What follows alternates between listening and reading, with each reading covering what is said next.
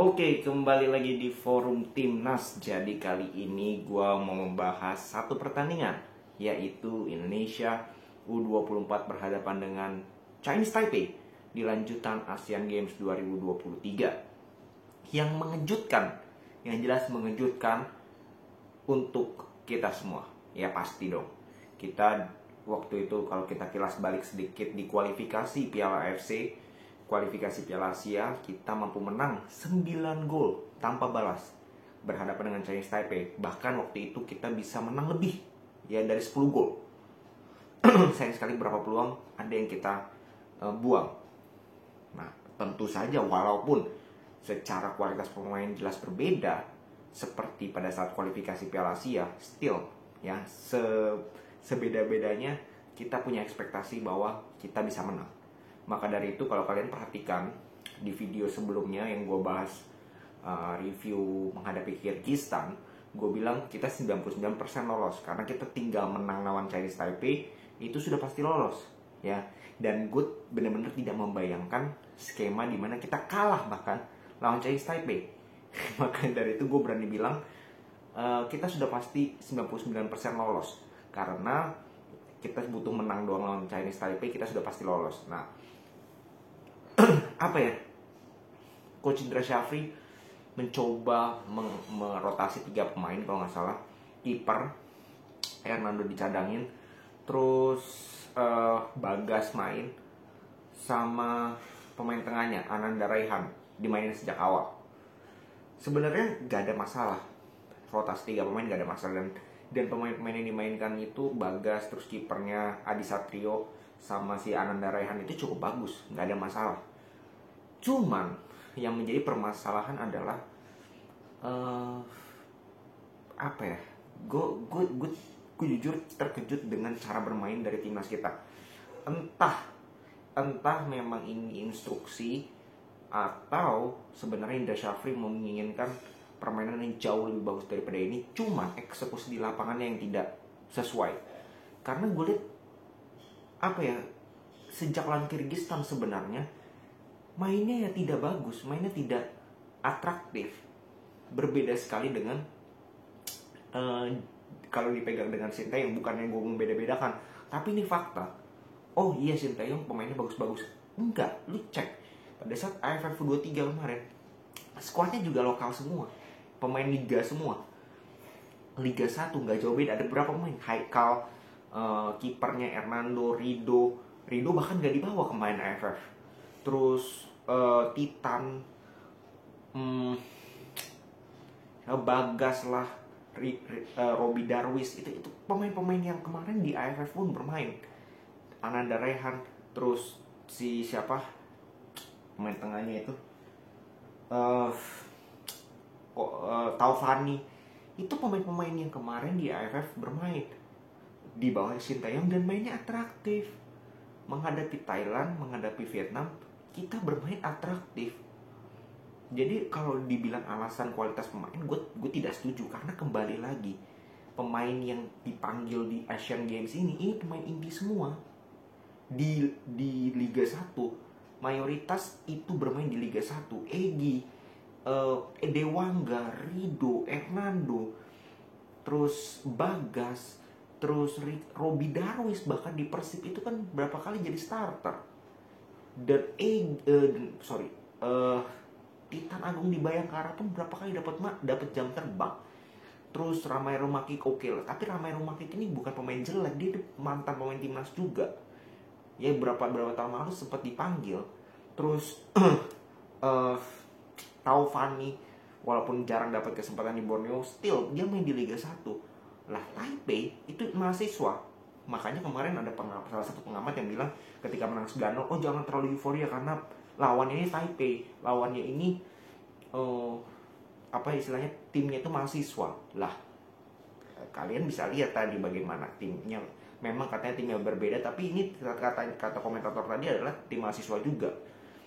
Ya, secara permainan kita benar-benar buruk dari segala aspek. Kita hanya menguasai bola sampai 80%. Oke, gue bisa terima itu. Tapi penguasaan bola itu bukan menjadi parameter kita bermain baik atau tidak.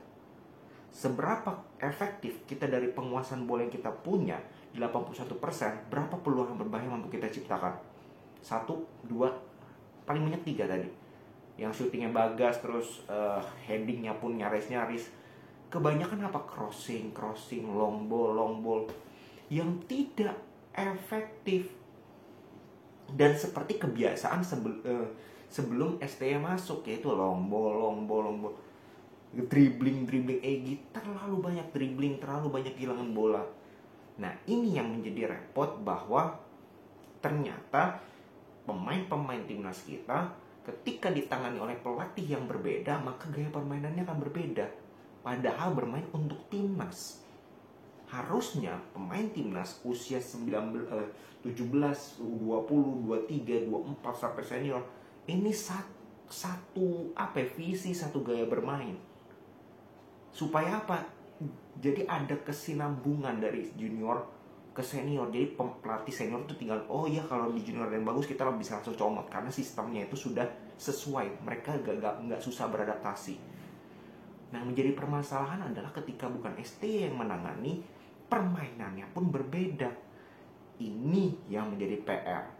Ya, mungkin gue bilang Indra Syafri berapa kali membuktikan kok bahwa dia sebenarnya bisa menerapkan strategi. Mungkin kalau gue bilang dia ini lebih membebaskan pemain.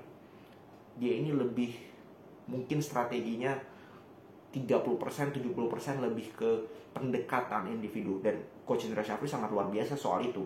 Kita tahu dia sangat dekat dengan pemain, bahkan seperti ayah dengan anak, which is good, gak ada masalah. Cuman kelihatan pemain kita kalau nggak ada sistem yang jelas, atau tidak dinaungi dengan sistem yang kayak STY, contoh di timnas senior maupun U23 kemarin, di situ mereka kebingungan, mereka tidak ada kreativitas, hampir nggak ada kreativitas. Bahkan dengan 18% atau 19% penguasaan bola dari Chinese Taipei, mereka mendapatkan lebih banyak peluang berbahaya dibandingkan kita. Beruntung finishing Taipei. Kalau finishingnya bagus aja, itu menurut gue kita bisa kalah 2-3-0. Serius, separah itu memang defense kita. Rido itu di U23 kualifikasi Piala Asia di senior, bahkan di senior itu mainnya ya tenang, santai, nggak banyak dia harus melakukan pelanggaran nggak perlu. Tadi berkali-kali, dan bukan hanya Rido, semua melakukan banyak pelanggaran nggak perlu, kesalahan individual nggak perlu. Golnya itu kan kesalahan individual. Dan gak heran juga gue gak kaget gue kebobolan, karena dari babak pertama itu sering dilakukan oleh pemain belakang kita, melakukan beberapa kesalahan individual yang tidak perlu. Nah, apakah kesalahan individual ini kesalahan pelatih? Gue bilang tidak. Ini murni kesalahan individu, namanya individual, kesalahannya pemain. Tapi soal bagaimana kita tidak bisa meng-create peluang, kita buntu di depan. Memang Chinese Taipei ini parkir bus, tapi kembali lagi lawan di kualifikasi Piala AFC, emang dia nggak parkir bus. Cuman kita punya berbagai variasi serangan, nggak cuma long ball, tapi kombinasi lewat 1-2 sentuhan, main mencoba melebar, diagonal passing, sehingga itu yang membuat Chinese Taipei kerepotan. Dan di pertandingan tadi itu tidak terlihat sama sekali.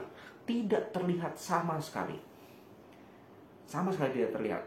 Makanya tadi gue sempat lihat live score, Korea sedang unggul 1-0 berhadapan dengan Kyrgyzstan. Gue nggak tahu nanti update-nya menang atau tidak. Seandainya menang, Korea 6 poin, di bawahnya Indonesia 3 poin, di bawahnya lagi Chinese Taipei 3 poin, di bawahnya Kyrgyzstan 0 poin. Kyrgyzstan kemungkinan besar sulit, ya kecuali dia bisa menang besar lawan Chinese Taipei. Nah, penentuan terakhir kita lawan Korea Utara sudah 2 kali menang. Ini tim, jujur gue tidak pernah nonton Korea Utara. Setahu gue yang kuat itu Korea Selatan, ya Jepang, Iran itu yang kuat. Korea Utara gue tidak bisa nilai sama sekali. Tapi gue pengen lihat, terutama lewat fighting spirit, main bagus menurut gue ini udah gak bisa diharapin. Serius, gak bisa diharapin main bagus. Gue cuma pengen lihat fighting spiritnya seperti apa, eagerness kita untuk lolos itu seperti apa. Ini pasti Coach Indra Syafri nanti akan lebih banyak soal non teknis menjelang pertandingan ketiga. Oh iya, kita harus main maksimal, berikan 100% bla bla bla.